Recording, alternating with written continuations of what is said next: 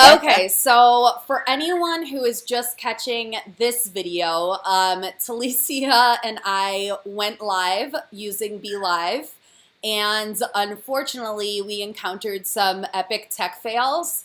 So we are trying again for a second time via Zoom, and we'll see how this one goes. Indeed. So there you go. Yeah, sometimes these technological fails happen, and unfortunately, it went that way today. But that's okay. We'll still continue on with our interview. Um, so Talicia, yeah.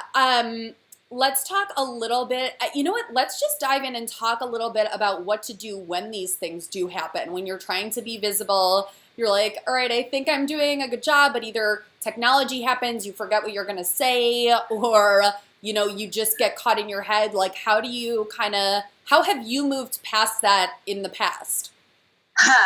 um,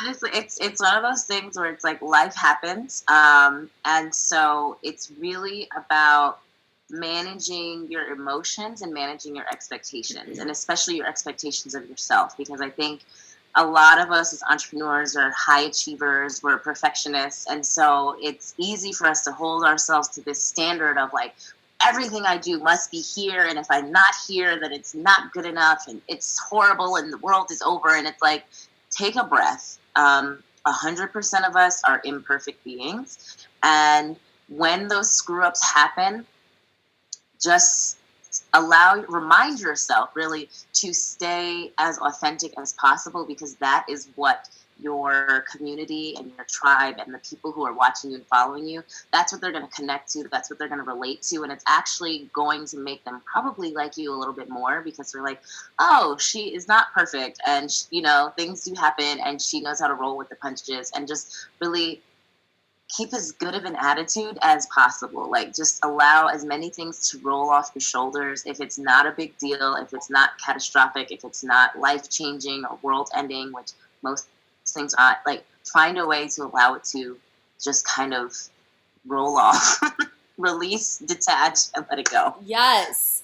I think that's such amazing advice. And it's funny that this journey of entrepreneurship really teaches you about emotional regulation and, not letting things be such a big deal. But I think that's also one of the most amazing things about it, is because you start to just be okay with things, be okay putting yourself out there, not being perfect, and I think that's one of the beautiful things. So I'm glad that you kind of shared that.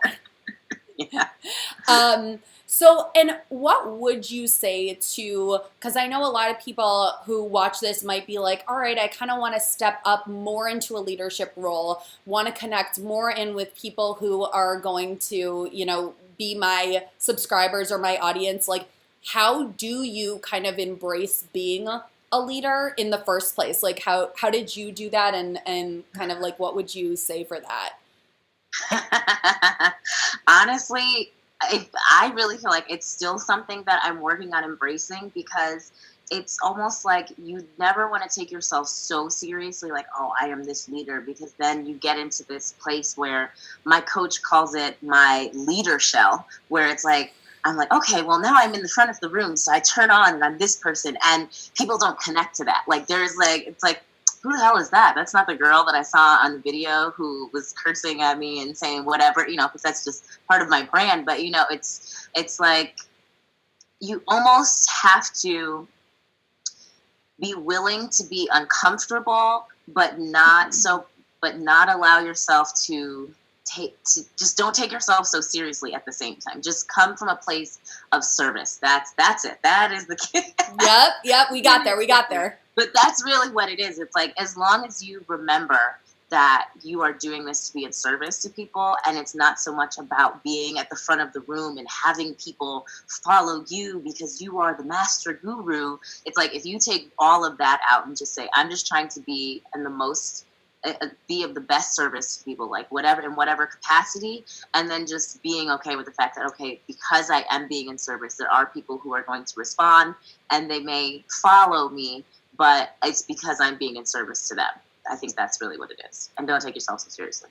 That's a great point. I think that's like the ultimate thing to remember when you're feeling caught up in your own crap and like, oh my God, what am I doing? Who am I being? How am I presenting myself? To remember it's not about you, it's about other people and it's about who you're serving. And I totally love that. Yeah. So switching gears a little bit, I wanted to kind of talk about consistency and how you stay consistent, how if different ideas enter your mind, but you're going one way and you're like, should I go another way? Like, how do you keep producing and keep creating in a way that feels good to you and to your audience? You know what? Consistency, it's so funny. Some of the things you're asking me, I'm like, these are things that were like challenges, and I still feel like I'm just now coming out on the other side. And consistency, especially with like creating social media and all of that, was something that was challenging for me. And I really had to make the choice to be consistent, because it's really easy to say, oh, well, I'm going to post and I'm going to do blah, blah, and I have this plan, and then find excuses not to do it. And so I really first had to just decide, okay, this is what I want for my business. And so in order for some of these things to happen, I do have to actively make this choice to do things differently.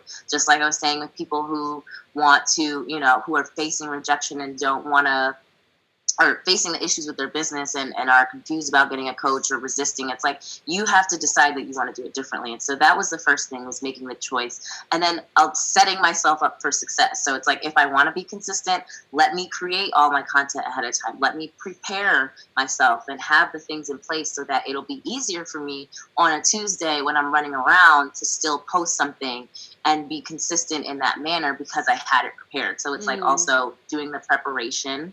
And then I would say content-wise, it's about just responding. It's like listening to your people and then responding to them. And then that's how you stay relevant. That's how you stay, you stay in a place where you know that you're serving them and giving them what they need. And it's less about you coming up with things off the top of your head and more about, okay, I hear you and I see that this is something you're dealing with. Let me go ahead and create a response for you, or create something for you that will support you. So yes, totally. I really like that answer. And like, I'm wondering, just in terms of your own content creation, like, did it take you a little while to figure out the flow of how you work and how to be like, all right, I have this content for Monday through Friday. Like, how did that process of figuring out your personal content creation go for you? I think,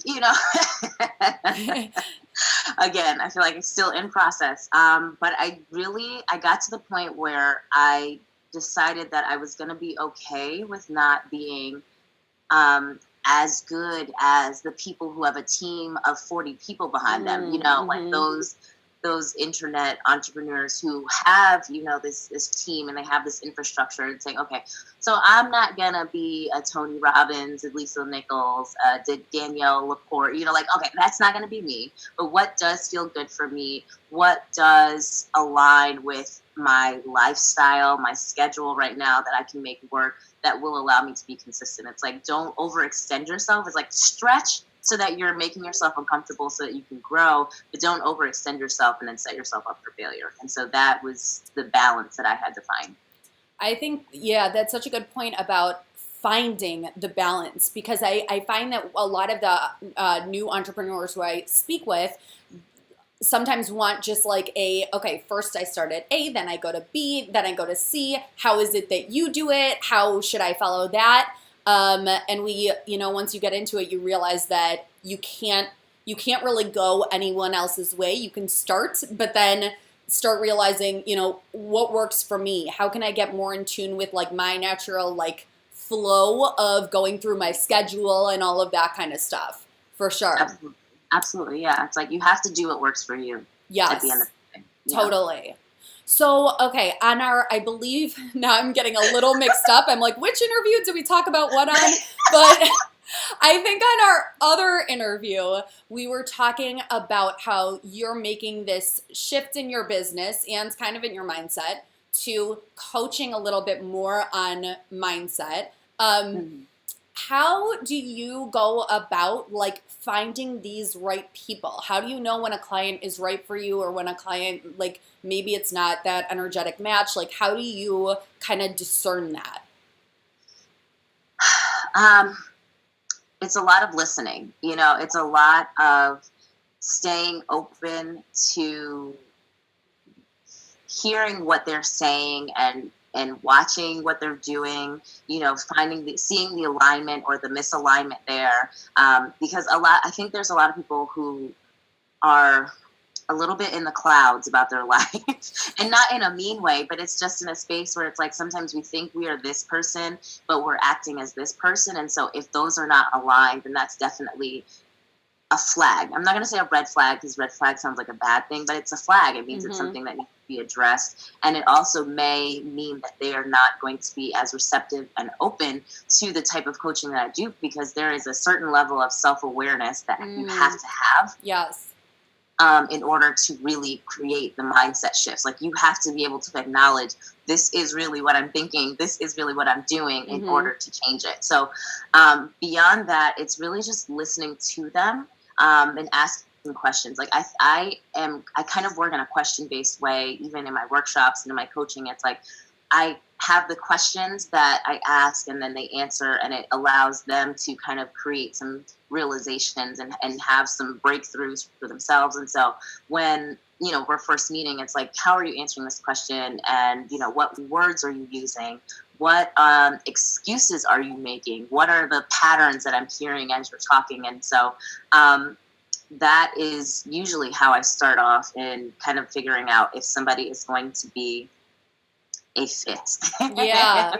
Yeah. That's such a great way to put it. And I especially love what you say about the self-awareness. Like if, and I think it's a skill that you can obviously develop, but just that baseline of being able to say, oh yeah, I guess I was kind of like sitting in that thought, that negative thought, instead of choosing to decide to maybe shift it or shine a light on it or see why it's there, which is so important. So I think that's a great point. And I guess my question to you would be, how can we personally start to ask ourselves the right questions that keep us in the right headspace and moving forward, instead of dead-end questions that really hold us in that like circular spot of worry? Yeah. I think one of the first questions is really like a why question. Like, why am I in this space? Like, why am I in this situation? And how am I feeling about it? Because a lot of times, if you can tap into how you're feeling about something, it will give you the guidance that you need on how to move next, like how to move forward. If you're in a situation like, I don't feel good about this. Okay, why don't I feel good about it? Because I am uncomfortable, because I'm going to have to change. So why don't I want to change? Because I'm afraid that if I change X, Y, Z. And so it kind of will allow you to kind of, so I guess it's a why, what, why, what. I think it's that's the equation, the old what, why equation. Like, what am I feeling? Why? What is this? Why? And so it kind of just following up with yourself, I guess. That would be the start. But yeah, definitely tapping into how you're feeling in certain situations will really be the first thing that will allow you to kind of get to the bottom of why you are in a situation or why this is happening, even with good things. Like, this is not just only bad things, because if something great happens, don't you want to be able to duplicate it? Like, how did I get to this point? Because I was excited about this, because I made this choice, because I felt this way and I wasn't afraid, or I was afraid and I still did this anyway. So it goes both ways. Don't think you can only go down that trail when things are bad. Yeah. I think that's a great point. And you know what? It's true, like, in terms of having more self-awareness and starting to make those breakthroughs in your business and in your mindset, I think it is a matter of starting to pay attention. Like, what am I thinking? What questions am I asking myself? What is it that I'm scared of, right? Because all the things that, like, we're not doing and want to do is because there's some sort of block there. So really excavating what that is. Yeah, absolutely. And so, okay, we're moving along. So something else I wanted to ask you about was, and you were, I think, talking about this in the live video, but I'm like, of all the videos we're filming today. Right. So how do you, you talked about like the importance of having a coach or having a mastermind, but even just in terms of like connection, like a lot of times as entrepreneurs, we hear that we're the 5 people we spend the most time with. Like, how do you stay plugged into high vibe people that are going to keep you motivated, even if, you know, you may not see exactly what you want in your business, or how do you kind of forge those connections and relationships? Honestly, for me, it has been a lot of masterminds and group sort of coaching programs, wherein it's like, okay, the mastermind was one group, and it was a facilitated mastermind, and so I did one, we extended it, and then I signed on to another one because I knew I needed to keep that energy, and I knew I needed to be around people, even if it was virtual, be around people who were doing the same things. And then in real life, not virtual life, it's been a matter of networking and connecting with people who are local, who are in other group coaching programs or classes that I've taken. So there's one class that I took. It was an entrepreneurship class, and I took it in January of last year. And it's a large, massive group, and there are at least 100 of us in the Atlanta area. And so we put together a thing. We're like, hey, who's in Atlanta? Let's meet up. And from that group, there are about 5 of us who we continue to meet up, and we recognize the importance of having people, staying connected with people who are doing the same thing. And so we make it a point. On Sundays, I work out of a co-working space. Sunday evenings, those of us who are available, we come together, we sit at the table, we share ideas. Sometimes we just coach each other. Sometimes it's just a girlfriend moment because it's all women. Mm-hmm. And we are just talking about life, because that is a reality. Like, just because we're entrepreneurs doesn't mean that life doesn't happen. And so we have this space where it's like, if one week I'm not as motivated, or I'm not, as focused, like, I can talk it out with them. Mm-hmm. And always end up brainstorming with each other and helping give clarity and shape to our ideas. And it's just really powerful. So I think the most important part of that is that we actively made the choice to connect in the first place. And we actively continue to make the choice to stay connected, because it's very easy to disconnect and get caught up in life and, say, oh, well, I'll talk to you guys in 2 weeks. And then, so it's like, you really have to be intentional about it. So it's like, whether you are a part of a group already and you want to find a smaller group, or you have no one, then go on Meetup and join a group and get with those people and talk to people and see who you vibe with and find some folks, or find an online community. There's so many coaches out there who have online groups. Excuse me, sorry, the tea. Who have Facebook groups, and you can connect with people, read through some folks' answers and see who knows what they're talking about or does something in the same manner that you do it. Send them a message. Like, don't be afraid to reach out to people, because we all, as entrepreneurs, are craving that connection, to be around those people who are doing the same thing, because we know that's the only way we maintain our momentum. Mm-hmm, mm-hmm. Yeah, I particularly like how you said active. Like, it is that active choice that you have to make again and again and again and again. And I think it feels overwhelming to people, but I think when you're in that space, it just becomes easy. It's like, of course I'm making that choice to connect in. Of course I'm, doing this. And not that there's not hard days. But yeah, I will say too, just on a personal note, like at the beginning, I was like, Loner McGee, I'm just going to kind of be in this alone. And you realize, oh, I'm not getting things done because I'm so in my head and I'm, in my own worries. So mm-hmm. I think that's a great point. Getting out of that and staying connected is the way to go, for sure. So, okay, cool. Well, I think we're going to finish up here. We've now done like an hour, I think, of like figuring out technical stuff, figuring out video stuff. But I love hanging out with Telicia, so it's all good.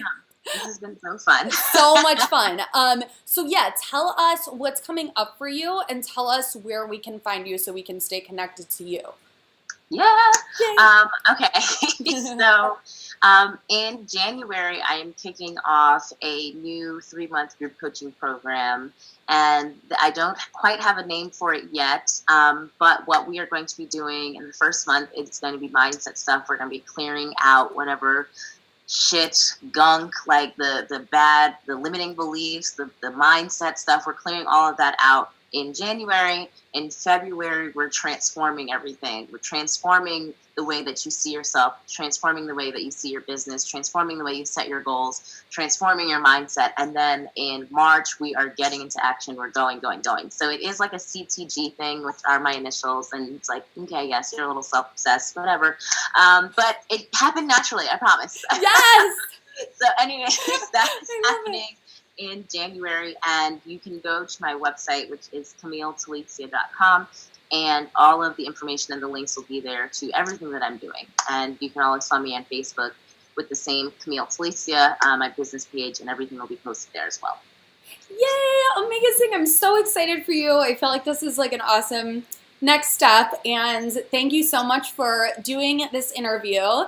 And yeah, be sure to tune in again. I am going to be gone for the next couple of weeks for a business conference and for Thanksgiving, but I'm coming back with more interviews, so keep checking in, and definitely follow me on Instagram where I'm hanging out these days, and be sure to check in with Telicia too.